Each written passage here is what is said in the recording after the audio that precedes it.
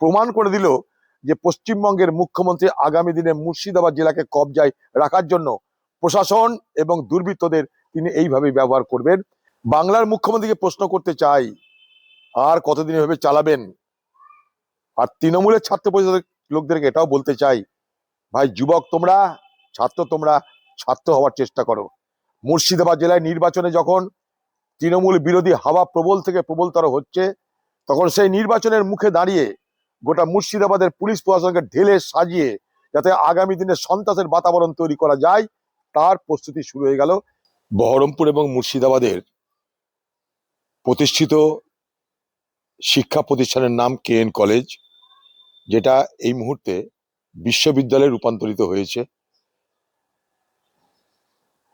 সেই বিশ্ববিদ্যালয় যা আগে ছিল কলেজ, যেখানে একটা সময় মাস্টারদা সূর্য সেনদের মতন বিপ্লবীরা পড়াশোনা করতেন। আজকে সেই বিশ্ববিদ্যালয়ে রূপান্তরিত হওয়ার পর যখন সেখানকার সাধারণ ছাত্ররা এটাকে স্বীকৃতি দিয়ে আনন্দ প্রকাশ করে,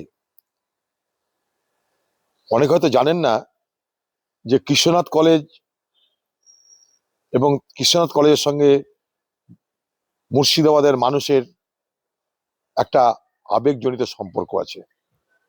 যখন তৃণমূল সরকার কৃষ্ণনাথ কলেজটাকেই বাদ দিতে চাইছিল, শুধুমাত্র মুর্শিদাবাদ ইউনিভার্সিটি করতে চাইছিল, তখন বহরমপুরের মানুষের একটা দাবি ছিল যে মুর্শিদাবাদও থাক, বহরমপুরের কৃষ্ণনাথের নামও থাক।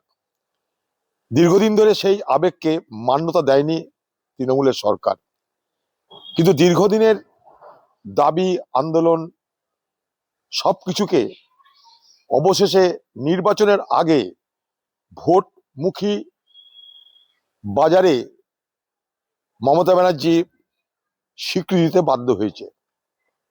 বহরমপুরের যাতে বিধানসভায় তার কোনো প্রভাব না পড়ে, শুধুমাত্র বিশ্ববিদ্যালয় বললে, কৃষ্ণনাথের নাম না থাকলে খারাপ প্রভাব পড়তে পারে নির্বাচনে, তাই সেই নির্বাচনের দিকে তাকিয়ে বাংলার চালাক মুখ্যমন্ত্রী মুর্শিদাবাদ, তার সঙ্গে কৃষ্ণনাথ কলেজ, তার সঙ্গে বহরমপুর জুড়ে দিয়ে একটা ব্যবস্থা করেছেন। আলাদা বিশ্ববিদ্যালয় করা যায়, আলাদা কলেজ করা যায়, কোনো অসুবিধা নাই, কিন্তু 2-in-1 করে দিয়েছেন উনি। বিশ্ববিদ্যালয় কলেজ একসঙ্গে 2-in-1 ফর্মুলায় মানুষকে খুশি করার ব্যবস্থা করে দিয়েছেন। তবুও যেহেতু নামের স্বীকৃতি পাওয়া গেছে কৃষ্ণনাথের, তাই জন্য কৃষ্ণনাথ কলেজের যারা ছাত্র ছাত্রী তারা আনন্দ প্রকাশ করেছিল। কোনো রাজনীতি নেই, কিছু নেই, পার্টির কোনো সম্পর্ক নেই, শুধুমাত্র তারা সেই কলেজের ছাত্র ছাত্রী, তারা আনন্দ প্রকাশ করার জন্য যে তাদের স্বীকৃতি পেল দীর্ঘদিনের, কৃষ্ণনাথ কলেজের নাম সেখানটা লিপিবদ্ধ হলো মুর্শিদাবাদ বিশ্ববিদ্যালয়ের সঙ্গে, তাই তারা আনন্দ প্রকাশ করে বেকার ছেলে পকেট থেকে কিছুটা মিষ্টি কিনে মিষ্টি খাওয়াতে গেছিল শিক্ষক শিক্ষিকা অধ্যাপক অধ্যাপিকাদের, বাকি যারা থাকে। সেটা তাদের অপরাধ, তার জন্য তাদের উপর হামলা হয়ে গেল, মারধর করে রক্তাক্ত হাত পা ভেঙে দেওয়া হলো। বাংলার মুখ্যমন্ত্রীকে প্রশ্ন করতে চাই, আর কতদিন এভাবে চালাবেন? আর তৃণমূলের ছাত্র পরিষদের লোকদেরকে এটাও বলতে চাই, ভাই যুবক তোমরা, ছাত্র তোমরা, ছাত্র হওয়ার চেষ্টা করো। মুর্শিদাবাদ জেলায় নির্বাচনে যখন তৃণমূল বিরোধী হাওয়া প্রবল থেকে প্রবলতর হচ্ছে, তখন সেই নির্বাচনের মুখে দাঁড়িয়ে গোটা মুর্শিদাবাদের পুলিশ প্রশাসনকে ঢেলে সাজিয়ে যাতে আগামী দিনে সন্ত্রাসের বাতাবরণ তৈরি করা যায় তার প্রস্তুতি শুরু হয়ে গেল।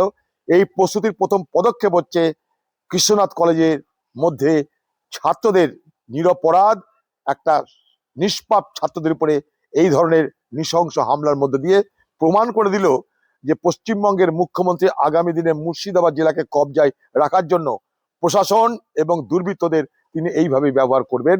আর বাংলার মানুষ, মুর্শিদাবাদের মানুষ, বহরমপুরের মানুষ তারও যোগ্য প্রত্যুত্তর দিবেন, তার যোগ্য জবাব দিবেন। এটার জন্য আপনারা প্রস্তুত হয়ে যান।